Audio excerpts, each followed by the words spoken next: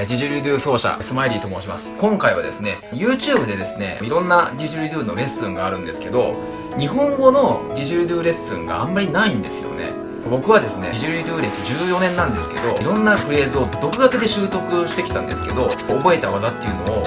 シェアしていきたいなと。で、結構難しい技とか初歩的な技とか、あんな音こんな音とかいろいろあると思うんですけど、その音を丁寧に解説できたらなと思います。そうですね、まずは音を出してみようっていうことなんですけど、基本音ということでシンプルに言うと、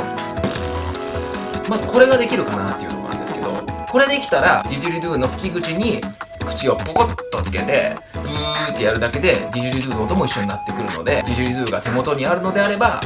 やってみると音が出るかもしれません。まずディジュリドゥの音はざっくり言うと2つの音で僕は分けてます。1つはまずはドの音、 DO ですね。英語で言う DO、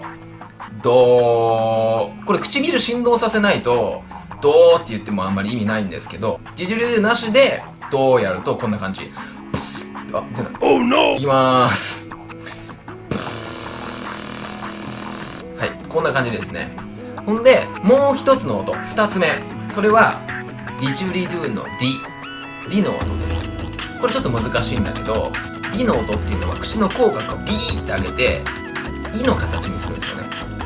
いきなりイの形にしてディジュリドゥで吹くと音が鳴ってこないんで、ディジュリドゥなしでやってみるとこの音、さっきと違うでしょ。ドの音と D の音完全に違うんですよ、音が。ドの音は D の音は明らかに音のね種類が違うと思うんですけど、これ何が違うかっていうと、口角を上げてるか上げてないかの違いなんですよね。すごいでしょ。なんか工事現場みたいな音してたじゃない。それぐらいオの音からイの音にすると変化が出るんですよ。これをディジュリドゥでやってみると、ディジュリドゥもそれ相応の変化があります。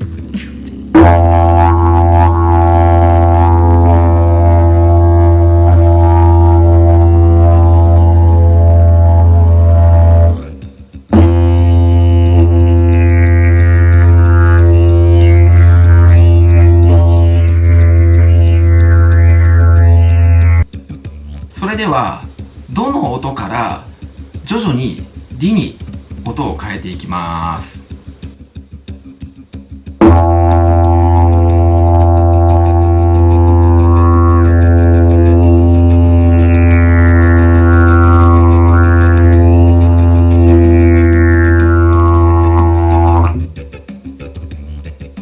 第1回はこんな感じだったんですけど、徐々に技術的にも上げていこうと思うんで、ね、いろいろディジュリドゥに関して、特に技術に関してとかなんですけど、質問があったりとか、こういう音が出したいとかあったら、もし力になれるんだったらちょっとコメントしていきたいと思うんで、